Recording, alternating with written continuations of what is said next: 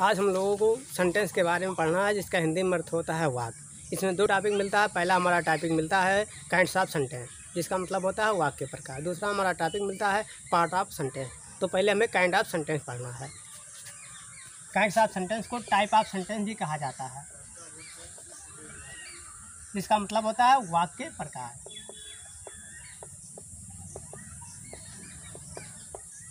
Parts of sentence का मतलब होता है हिंदी में अर्थ वाक्य भाग। अब इसमें दो टॉपिक है। पहला टॉपिक हमारा यही मिलता है टाइप्स ऑफ सेंटेंस या काइंड ऑफ सेंटेंस। तो सबसे पहले हमें इसको पढ़ना है। रचना या संरचना या क्लाज या सेंटेंस के आधार पर सेंटेंसों को तीन भागों में बांटा गया है। रचना, संरचना या क्लाज या सेंटेंस के आधार पर सेंटेंस को तीन भागों में बांटा गया है। पहला हमारा सेंटेंस आता है सिंपल सेंटेंस, जिसका हिंदी में अर्थ होता है सरल साधारण वाक्य। इसको सरल वाक्य भी कहा जाता है, यानी इसकी परिभाषा है simple sentence has only one finite verb, यानी ऐसा वाक्य जिसमें एक ही फाइनाइट वर्ब होता है वो हमारा सिंपल सेंटेंस कहलाता है। एग्जाम्पल, ही प्लेड फुटबॉल में बांटा गया, यानी काइंड्स ऑफ सिंपल सेंटेंस। पहला हमारा असर्टिव सेंटेंस होता है, जिसका मतलब होता है विसूचक वाक्य। दूसरा हमारा आता है इंट्रोगेटिव सेंटेंस, जिसका मतलब होता है हिंदी में प्रश्नवाचक वाक्य। तीसरा हमारा मिलता है इम्पेरेटिव वाक्य, जिसका मतलब होता है आदेशात्मक वाक्य। चौथा हमारा मिलता है अपेटिव सेंटेंस, जिसका मतलब होता है भावसूचक वाक्य या इच्छा सूचक वाक्य। पांचवा हमारा एक्सक्लेमेटरी सेंटेंस होता है, जिसका हिंदी में अर्थ होता है विस्मयादिबोधक वाक्य। दूसरा हमारा जो है कॉम्प्लेक्स सेंटेंस आता है, जिसका सिंपल सेंटेंस। पहला हमारा असर्टिव सेंटेंस होता है, जिसका मतलब होता है विसूचक वाक्य। दूसरा हमारा आता है इंट्रोगेटिव सेंटेंस, जिसका मतलब होता है हिंदी में प्रश्नवाचक वाक्य। तीसरा हमारा मिलता है इम्पेरेटिव वाक्य, जिसका मतलब होता है आदेशात्मक वाक्य। चौथा हमारा मिलता है अपेटिव सेंटेंस, जिसका मतलब होता है भावसूचक वाक्य या इच्छा सूचक वाक्य। पांचवा हमारा एक्सक्लेमेटरी सेंटेंस होता है, जिसका हिंदी में अर्थ होता है विस्मयादिबोधक वाक्य। दूसरा हमारा जो है कॉम्प्लेक्स सेंटेंस आता है, जिसका हिंदी में अर्थ होता है मिश्रित वाक्य। इसको मिश्र वाक्य भी कहा जाता है।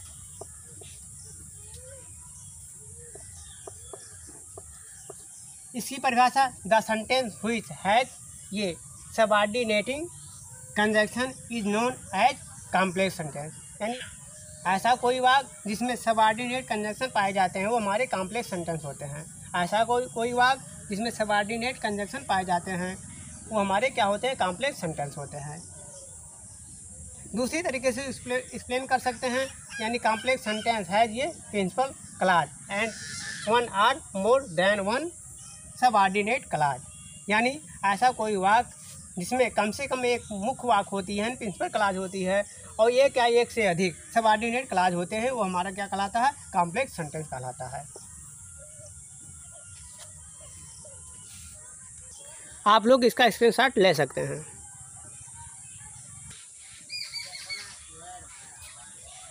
इस वाक्य में हमको विकास जो मिल रहा है वो हमारा सबऑर्डिनेट क्लॉज है।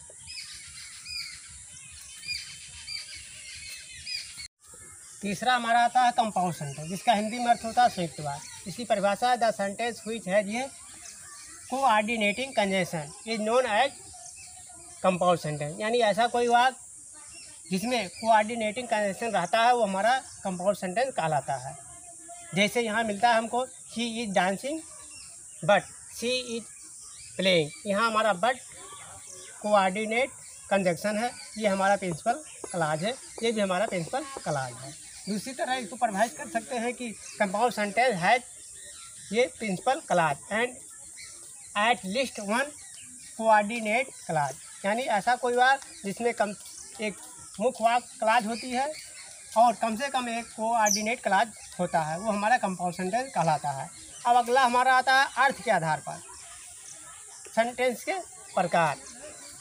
अर्थ के आधार पर हम डिवाइड करते हैं तो वाक्य के कितने भाग होते हैं, 5 होते हैं। या पर्पज के हिसाब से हम सेंटेंस को डिवाइड करते हैं तो हमारे 5 भाग आता है। पहला भाग हमारा असर्टिव सेंटेंस आता है, जिसका हिंदी में अर्थ होता है विसूचक वाक्य। विसूचक को हिंदी में दूसरे नाम से भी जाना जाता है कथनात्मक वाक्य।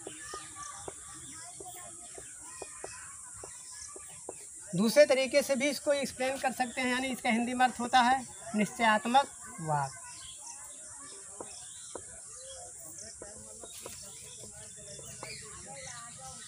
असर्टिव सेंटेंस को इंग्लिश में डिक्लेरेटिव सेंटेंस भी कहा जाता है। यानी असर्टिव सेंटेंस मेक्स ये स्टेटमेंट, इसकी परिभाषा है कि असर्टिव सेंटेंस मेक्स ये स्टेटमेंट। असर्टिव सेंटेंस होती है जो कोई कथन क्या करता है, बनाता है। यानी निश्चित क्रम में रखे हुए शब्दों का ऐसा समूह जो कोई कथन बताता है, हमारा असर्टिव सेंटेंस कहलाता है। निश्चित क्रम में रखे हुए शब्दों का ऐसा समूह जो हमारा कोई कथन बताता है या व्यक्त करता है, असर्टिव सेंटेंस कहलाता है।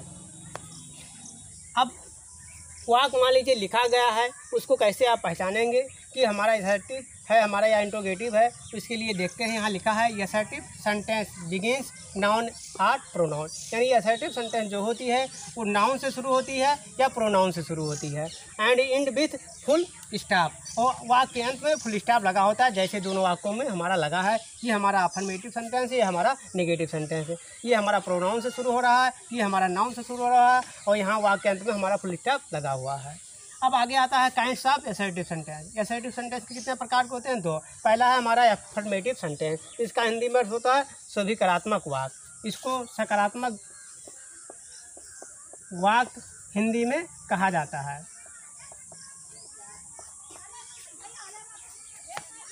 परिभाषा इसका क्या है? ये अफर्मेटिव सेंटेंस कंटेन्स ये पॉजिटिव स्टेटमेंट। यानी ये असर्टिव अफर्मेटिव सेंटेंस जो होता है वो क्या करता है, पॉजिटिव कथन बताता है। यानी अफर्मेटिव सेंटेंस को अंग्रेजी में पॉजिटिव सेंटेंस भी कहा जाता है।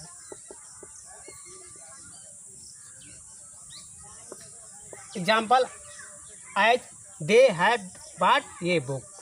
ये हमारा एक वाक्य मिल रहा है, ये हमारा क्या कर रहा है, पॉजिटिव में हमारा व्यक्त कर रहा है। ये हमारा अफर्मेटिव सेंटेंस है।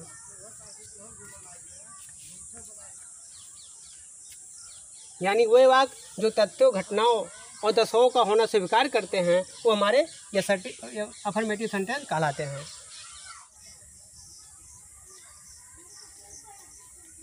अगला हमारा टॉपिक आता है निगेटिव सेंटेंस, जिसका हिंदी में अर्थ होता है निषेधात्मक वाक्य। इसी को नकारात्मक भी वाक्य कहा जाता है।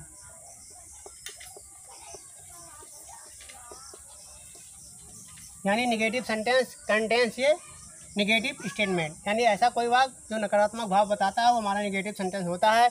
इस वाक्य में नॉट, नो या नेवर शब्दों का प्रयोग रहता है। जैसे एक वाक्य हमको मिलता है रमेश हैज नॉट रंग ये बेल। इस वाक्य में हमारा नॉट मिल रहा है, ये हमारा निगेटिव सेंटेंस हो गया। दूसरा वाक्य हमको मिलता है इंट्रोगेटिव सेंटेंस, जिसका हिंदी में अर्थ होता है प्रश्नवाचक वाक्य। यानी इंट्रोगेटिव सेंटेंस आस्क ये क्वेश्चन। इंट्रोगेटिव सेंटेंस कोई प्रश्न जरूर पूछता है। दूसरे तरीके से इसको एक्सप्लेन कर सकते हैं। यानी interrogative sentence ask about someone और समथिंग। यानी इंट्रोगेटिव सेंटेंस किसी व्यक्ति या किसी चीज़ के बारे में क्या करता है, पूछता है। कैसे आप पहचानेंगे ये हमारा इंट्रोगेटिव सेंटेंस है? तो interrogative sentence begins helping verb और WH टाइप वर्ब। यानी प्रश्नवाचक वाक्य जो होता है हमारा, चाहे हेल्पिंग वर्ब से शुरू होता है, चाहे WH टाइप वर्ब से शुरू होता है। And ends with question mark, और वाक्य के अंत में क्या होता है, क्वेश्चन मार्क लगा रहता है। जैसे एक वाक्य हमको मिलता है as is Suresh writing a letter. यहाँ वाक्य की शुरुआत इज से हो रहा है, ये हमारा हेल्पिंग वर्ब हो गया, और वाक्य के अंत में क्वेश्चन मार्क लगा हुआ है, हमारा ये इंट्रोगेटिव सेंटेंस हो गया। दूसरा हमको वाक्य यहाँ मिलता है व्हेयर। व्हेयर हमारा क्या है, WH टाइप वर्ड, और वाक्य के अंत में क्या मिल रहा है, हमारा क्वेश्चन मार्क मिल रहा है। ये हमारा क्या हो गया, interrogative sentence. Interrogative sentence, interrogative sentence के प्रकार, प्रश्नवाचक वाक्य के प्रकार। तो इंट्रोगेटिव सेंटेंस कितने प्रकार के होते हैं? तो आप लोग ये जानते होंगे कि 2 प्रकार के होते हैं, लेकिन मैं यहाँ तीसरा बताऊंगा कि इंट्रोगेटिव सेंटेंस 3 प्रकार के होते हैं। तीसरा जो हो कंपटीशन में पूछा जाता है बार बार। तो पहला हमारा है यस या नो टाइप इंट्रोगेटिव। यस या नो टाइप इंट्रोगेटिव सेंटेंस वह होता है जिसका जवाब आप यस या नो में देते हैं, वो हमारा इंट्रोगेटिव सेंटेंस होता है। जैसे एक वाक्य यहाँ दिया गया है, are they going to market, क्या वे बाजार जा रहे हैं? तो इसका जवाब हमें हाँ या ना में देना पड़ता है कि हाँ वे बाजार जा रहे हैं, नहीं वे बाजार नहीं जा रहे हैं। तो ये हमारा क्या हो गया, यस या नो टाइप इंट्रोगेटिव सेंटेंस हो गया। इसी को हम कहते हैं helping verb type interrogative sentence.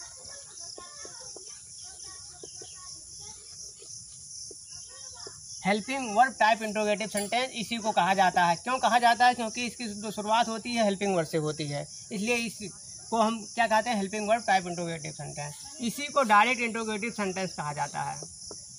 Direct interrogative sentence कहा जाता है। अब डायरेक्ट इंट्रोगेटिव सेंटेंस क्यों कहा जाता है इसी को? क्योंकि इसका जवाब सीधे देते हैं हाँ या ना में, तो ये हमारा हो गया डायरेक्ट इंट्रोगेटिव सेंटेंस। दूसरा हमारा आता है WH टाइप इंट्रोगेटिव सेंटेंस, जिसका जवाब आप हाँ या ना में ना दे सकें, वो हमारा क्या होता है WH टाइप इंट्रोगेटिव सेंटेंस होता है। जैसे यहाँ एक वाक्य मिलता है वेयर डू यू लिव, आप कहाँ रहते हैं, तो आप इसका जवाब हाँ या में नहीं दे पाएंगे कि हाँ मैं वहाँ रहता हूँ, नहीं मैं वहाँ नहीं रहता हूँ। तो इसको आपको पूरा बताना पड़ता है कि मैं फला जगह रहता हूँ, फला स्थान पे रहता हूँ। तो ऐसा ऐसे प्रश्नवाचक वाक्य जिसका जवाब आप यस या नो में नहीं दे पाते हैं, वो हमारा WH टाइप इंट्रोगेटिव सेंटेंस कहलाता है। इसी को क्या कहते हैं हम? Indirect interrogative. क्या कहते हैं? इनडायरेक्ट इंट्रोगेटिव सेंटेंस कहते हैं। अब इनडायरेक्ट इंट्रोगेटिव सेंटेंस क्यों कहते हैं? क्योंकि आप इसका जवाब सीधे नहीं दे पाते हैं, इसलिए इसको इनडायरेक्ट इंट्रोगेटिव सेंटेंस कहा जाता है। इसी को क्या कहते हैं? Question word type interrogative sentence. इसको question word type interrogative sentence कहा जाता है। क्यों कहा जाता है? क्योंकि इसकी शुरुआत जो होती है क्वेश्चन वर्ड से होती है, इसलिए इसे क्वेश्चन वर्ड टाइप इंट्रोगेटिव कहा जाता है, इनडायरेक्ट इंट्रोगेटिव सेंटेंस कहा जाता है और WH टाइप इंट्रोगेटिव सेंटेंस कहा जाता है। अगला तीसरा जो होता है tag interrogative sentence. Tag interrogative sentence को टैग क्वेश्चन भी कहा जाता है।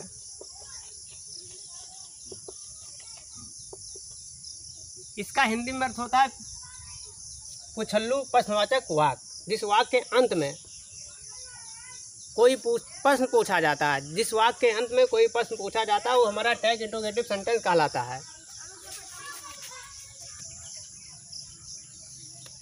जैसे यहाँ एक वाक्य दिया है the snow is pretty, is not it, इस वाक्य में प्रश्न पूछा गया है अंत में। दूसरा है सी इज नॉट कुकिंग, तो इज सी यहाँ दिया गया है, ये हमारा लास्ट में क्वेश्चन पूछा गया है, ये हमारा हो गया टैग क्वेश्चन।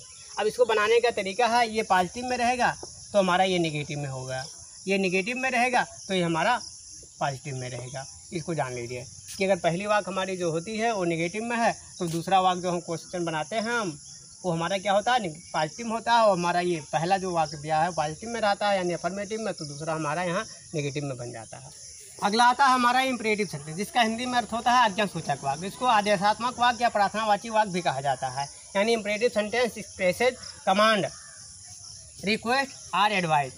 ऐसा कोई वाक्य जिसमें कोई आज्ञा दिया रहता है या कोई रिक्वेस्ट किया जाता है या कोई सलाह दिया रहता है, वो हमारा इंपरेटिव सेंटेंस कहलाता है। The subject you is generally hidden और अंडरस्टूड। इसमें जो सब्जेक्ट यू होता है वो प्रायः छिपा होता है या समझा जाता है। इसमें यू सब्जेक्ट क्यों होता है? यू का मतलब आप मतलब यानी सेकंड पर्सन, तो सेकंड पर्सन हमारा क्या है? यू अकेला है। इसमें हम आज्ञा किसी दूसरे को देते हैं, सलाह किसी दूसरे को देते हैं, हम रिक्वेस्ट किसी दूसरे से करते हैं, इसलिए हमारा इसमें सब्जेक्ट जो होता है यू हमेशा ही होता है। इसको कैसे आप पहचानेंगे कि इंपरेटिव सेंटेंस हमारा ये वाक्य है? तो यहाँ लिखा गया है imperative sentence begins main verb और एडवर्ब वर्ड। यानी इंपरेटिव सेंटेंस की जो शुरुआत होती है मेन वर्ब से होती है या एडवर्ब वर्ड से होती है। जैसे यहाँ आपको मिलता है ओपन द डोर, यहाँ ओपन हमारा मेन वर्ब है। और यहाँ दूसरा वाक्य मिलता है हमारा always speak the truth, always हमारा एडवर्ब वर्ड है, ये हमारा मेन वर्ड से शुरू हो रहा है, एडवर्ब वर्ब से शुरू हो रहा है। और यहाँ फिर आगे लिखा है एंड्स, क्या लिखा है?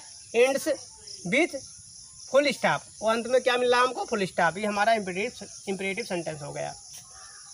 अगला देखते हैं प्लीज़ सिट डाउन। इसमें प्रार्थना किया गया है let me take your book, आग्रह किया गया है let us go to school, इसमें प्रस्ताव किया गया है। यानी इंपरेटिव सेंटेंस में आज्ञा का बोध होता है, सुझाव का बोध होता है, प्रार्थना का बोध होता है, आग्रह का और प्रस्ताव का। इंपरेटिव सेंटेंस को नेगेटिव सेंटेंस कैसे बनाया जाएगा?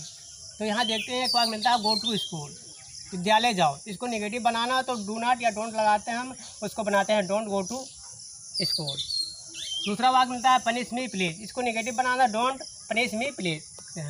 अगला लेट मी लर्न इंग्लिश, इसको negative banana let me not learn English. अगला है लेट अस सिंग ये सॉन्ग, इसको नेगेटिव बनाना तो लेट अस नॉट सिंग ये सॉन्ग। अगला है अगर इंपरेटिव सेंटेंस है कोई तो उसको इंपरेटिव सेंटेंस है तो उसको इंट्रोगेटिव सेंटेंस कैसे हम बनाएंगे? तो इंट्रोगेटिव सेंटेंस बनाने के लिए टैग क्वेश्चन का प्रयोग कर देंगे हम लोग यहाँ इंपरेटिव सेंटेंस में। तो यहाँ देखते हैं लिखा है डोंट गो होम, ये हमारा नेगेटिव में है। तो हमें इसको टैग क्वेश्चन क्या बनाना है, पॉजिटिव में बनाना है, यानी डोंट गो होम इतना लिख देते हैं। और क्या है, यहाँ लिखा गया है एक नियम कि लेट ना रहने पर अगर कोई वाक्य ऐसा इम्परेटिव सेंटेंस कहलाता है, अगर लेट नहीं रहता है तो वहाँ विल यू का प्रयोग करते हैं। तो हम यहाँ का क्या करते हैं, विल यू लिख देते हैं, हमारा एक इंट्रोगेटिव सेंटेंस बन गया। ये हमारा नेगेटिव में है तो इसको हम यहाँ पॉजिटिव में कर देते हैं। दूसरा वाक्य मिलता है गिव मी योर बुक, इसमें भी लेट नहीं लग रहा, हमारा क्या नहीं लग रहा, लेट नहीं हो रहा, इसलिए हम सबसे पूरा वाक्य ऐसे लिख देते हैं गिव मी योर बुक, इसके बाद कामा लगाते हैं। अब ये देखते हैं हमारा ये पॉजिटिव में है तो इसको हम क्या करते हैं, टैग क्वेश्चन क्या करते हैं, नेगेटिव में बनाना है। तो लेट नहीं रहता है तो बिल यू लिखते हैं, तो बिल के बाद यहाँ नॉट लगाना तो हमारा बिलंट हो जाता है, इसके बाद यू लिखते हैं, क्वेश्चन लगा देते हैं। अगला मिलता है let me go home, let से शुरू होता है वाक्य, यानी लेट से शुरू होने पर हमें क्या लगाना है, वुड यू लगाना है। तो यहाँ लेट मी गो होम पूरा लिख देते हैं ऐसे, लेट मी गो होम कामा लगाते हैं, इसके बाद देखते हैं इस लेट से शुरू होता है हमें वुड लगाना है इसमें, तो वुड लिखते हैं। अभी हमारा क्या होता है, ये हमारा पॉजिटिव में, इसको हमें निगेटिव बनाना है तो हमारा क्या होता है, नॉट लगाना पड़ेगा हमको, तो यहाँ वुडन यू लिख देते हैं। दूसरा वाक्य मिलता है हमको लेट अस गो होम, अब यहाँ लेट अस से शुरू हो रहा है, इस वाक्य में हमको बताया गया है कि लेट अस रहता है तो हम क्या करते हैं, शुड बी का प्रयोग करते हैं। तो पहले वाक्य पूरा इतना लिख देते हैं लेट अस गो होम, कामा लगाते हैं। अब ये हमारा अफर्मेटिव में है यानी पॉजिटिव सेंटेंस में, इसको हमें निगेटिव बनाना है, नॉट लगाना है, तो हम यहाँ शुड के बाद नॉट लगा देते हैं और उसके बाद बी लिख देते हैं, शुडंट बी। ये हमारा बन गया इंट्रोगेटिव सेंटेंस इम्पेरेटिव का, इसका आप स्क्रीनशॉट ले लीजिए। इम्पेरेटिव सेंटेंस को असर्टिव सेंटेंस में कैसे बदलेंगे, उसके लिए नियम है कि शुड का प्रयोग करिए आप। सबसे पहले सब्जेक्ट लाइए, देखिए यहाँ एक वाक्य हमको मिलता है गिव मी योर बुक, ये वाक्य मिलता है, इसको हमें असर्टिव में बदलना है तो सबसे पहले हमें सब्जेक्ट लाना है यू, यू लिखते हैं, इसके बाद शुड लगा देते हैं, इसके बाद पूरी के ऐसे वाक्य को ऐसे उतार देते हैं, ऐसे नोट कर लेते हैं गिव मी योर बुक। दूसरा वाक्य हमको मिलता है don't give me your book, ये निगेटिव है तो हमें असर्टिव भी निगेटिव में बनाना पड़ता है, तो सबसे पहले यू लिखते हैं, यू लिखने के बाद शुड लगाते हैं और इसके बाद नॉट लगा के पूरे वाक्य को इसे जोड़ देते हैं, not give me your book. अगला आता है हमारा चौथा भाग ऑप्टेटिव सेंटेंस, जिसका हिंदी में अर्थ होता है इच्छात्मक वाक्य या इच्छावाची वाक्य।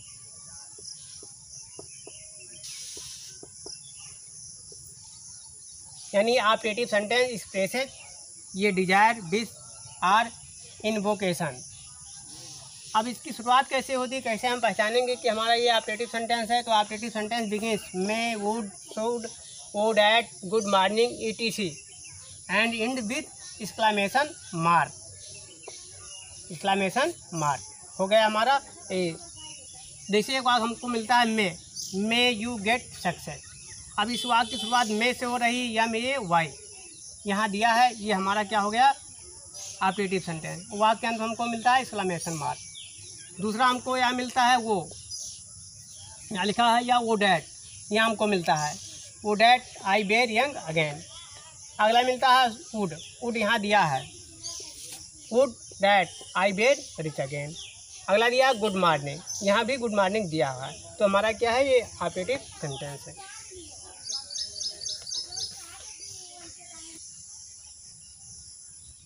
ऑप्टेटिव सेंटेंस को निगेटिव सेंटेंस कैसे बनाते हैं, तो लिखा है एक वाक्य मे यू लिव लॉन्ग, इसको हमें निगेटिव बनाना है तो सबसे पहले लिखते हैं may you not live long, आपका निगेटिव बन गया। दूसरे तरीके से आप बना सकते हैं may you not gate short life, ये हमारा निगेटिव बन गया। इंट्रोगेटिव कैसे बनाना है, इंट्रोगेटिव बनाने के लिए टैग क्वेश्चन का प्रयोग किया जाता है, तो यहाँ लिखा मे ही नॉट गो होम, तो मे ही नॉट गो होम पूरा लिख लेते हैं। और यहाँ देखिए, यहाँ ऐसे मार्क लगना चाहिए, ऐसे लगा हुआ है एक्सक्लेमेशन मार्क, यहाँ ये मार्क लगा देते हैं। इसके बाद देखते हैं जिससे शुरू होता है हमारा ये मे, वुड, शुड, ओ, डैट, किसी से जिससे शुरू होगा उसी को हमें क्या बनाना है, टैग क्वेश्चन बनाना। तो मे से शुरू होता है, मे यहाँ लिखते हैं, इसके बाद यहाँ सब्जेक्ट हमारा ही मिलता है, ये लिख देते हैं। अब ये हमारा निगेटिव में है तो इसको हमें पॉजिटिव में बनाना है, ऐसे तरीके से बनाया जाएगा, यानी जो भी यहाँ आपको मिलेगा उसको आप यह टैग क्वेश्चन बना लेंगे उसी से। असर्टिव सेंटेंस कैसे बनाया जाता है, तो मे यू गेट सक्सेस, एक वाक्य हमको मिलता है मे यू गेट सक्सेस, इसको हमें क्या बनाना है, असर्टिव। तो सबसे पहले लिखते हैं आई विश, इसका डैट जोड़ देते हैं, मैं इच्छा करता हूँ कि यू मे गेट सक्सेस, ये आप सफल होंगे। ऐसा बन गया आपका। अगला आता है एक्सक्लेमेटरी सेंटेंस। इसका हिंदी में अर्थ होता है विस्मयाद बोधक वाक्य या विस्मय सूचक वाक्य या आश्चर्य सूचक वाक्य। विस्मय सूचक वाक्य या आश्चर्य सूचक वाक्य यानी exclamatory sentence expresses strong feeling of Joy, wonder, anger और सरो। यानी ऐसा कोई वाक्य जिसमें हृदय के तीव्र भावनाओं को व्यक्त किया जाता है वो हमारा एक्सक्लेमेटरी सेंटेंस होता है। इसकी शुरुआत दो तरीके से होती है। पहला है इंटरजेक्शन वर्ड। अब इंटरजेक्शन वर्ड क्या है, जैसे एलास हो गया, ब्रेवो हो गया, हुर्रा हो गया, वुडैट हो गया, ये हमारा इंटरजेक्शन वर्ड हो गया। अगर इंटरजेक्शन वर्ड है तो सबसे पहले इसको लिखते हैं, उसके बाद एक्सक्लेमेशन मार्क यहाँ भी लगा देते हैं और उसके बाद पूरा वाक्य लिखने के बाद फुल स्टॉप लगा देते हैं, जैसा कि लिखा गया है interjection word exclamation mark full stop. दूसरा तरीका है कि हाउ से शुरू होता है या व्हाट से शुरू होता है। इसके बाद देखते हैं यहाँ हाउ से शुरू हो रहा है, यहाँ व्हाट से शुरू होता है। इसके बाद हमको नाउन या एडजेक्टिव मिलता है। ठीक है, एडजेक्टिव हमारा ये है, नाउन हमारा ये है।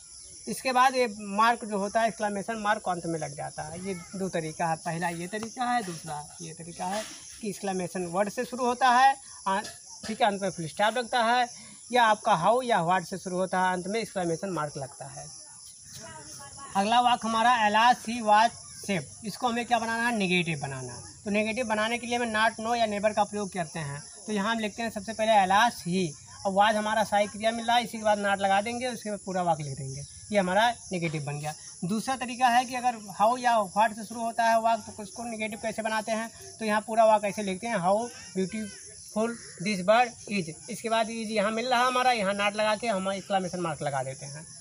इंट्रोगेटिव सेंटेंस कैसे बनाना है, इंट्रोगेटिव सेंटेंस बनाने के लिए टैग इंट्रोगेटिव सेंटेंस का प्रयोग किया जाता है। जैसे एक वाक्य मिलता है हमको, एलास आई वाज रूइंड, ये मिलता है तो पूरा वाक्य हम ऐसे उतार देते हैं। ठीक है, कामा लगाते हैं और यहाँ हमको सहायक क्रिया मिल रहा है वाज, वाज के अभी हमारा पॉजिटिव है तो हमें वाज के बाद नॉट लगाना है, तो वो वाजेंट हो गया। उसके बाद सब्जेक्ट हमारा क्या मिल रहा है, आई लिख देते हैं, अंत में क्वेश्चन मार्क लगा देते हैं। अगर एक्सक्लेमेटरी सेंटेंस उसको असर्टिव कैसे बनाना है, तो असर्टिव बनाने के लिए दो तरीका है। पहला देखिए, जो एक्सक्लेमेशन वर्ड होता है उसको रिमूव कर दिया जाता है, यानी विस्मय शब्द जो होता है उसको हटा देते हैं। उसके स्थान पे इट इज जैसे भाव रहता है उसी के अनुसार हम यहाँ लगाते हैं सहायक क्रिया। सबसे पहले इट लगाते हैं, उसके बाद अगर लिखते हैं इज ये मैटर ऑफ, खुशी की बात होती है तो जॉय लिखते हैं। ठीक है, कोई आश्चर्य की बात होती है सरप्राइज लिखते हैं, दुख की बात होती है तो सैड का प्रयोग करते हैं, यानी इट इज ये मैटर ऑफ जॉय यहाँ लिखते हैं। दूसरे तरीके से लिखते हैं, यानी यहाँ हमें लिखना है दुख हुर्रा, यानी खुशी की बात आती है, इसको हटा देते हैं, इसके स्थान पर लिखते हैं इट इज ये मैटर ऑफ जॉय। डैट लगा के पूरे वाक्य को ऐसे ये क्या करते हैं, इसे लिख देते हैं, माई ओल्ड फ्रेंड। यहाँ देखिए एक शब्द छूट गया है, माई ओल्ड फ्रेंड, यहाँ लिखना है आपको, my old friend has come, पूरा हो गया ये हमारा। अभी हमारा क्या बन गया, असर्टिव बन गया। दूसरी बात शुरुआत होती है व्हाट से या हाउ से, तो उसको कैसे हमें बनाना है असर्टिव, तो व्हाट या हाउ के स्थान पर दो शब्द प्रयोग किया जाता है। एक शब्द है ग्रेट और एक शब्द है वेरी।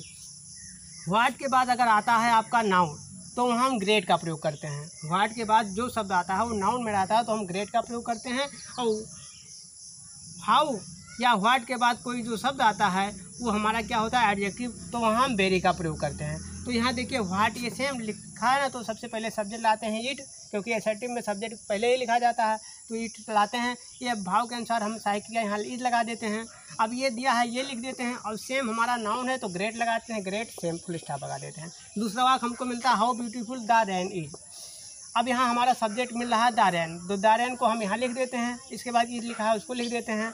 अब देखते हैं हाउ को रिमूव करना है या व्हाट को रिमूव करना है। उसके बाद हमारा जो शब्द दिया है वो नाउन है कि हमारा ये एडजेक्टिव है, तो हमारा ब्यूटीफुल एडजेक्टिव है तो हम वेरी लगाते हैं और उसके बाद ब्यूटीफुल ऐसे लिख देते हैं। तो the rain is very beautiful ऐसे हो गया हमारा।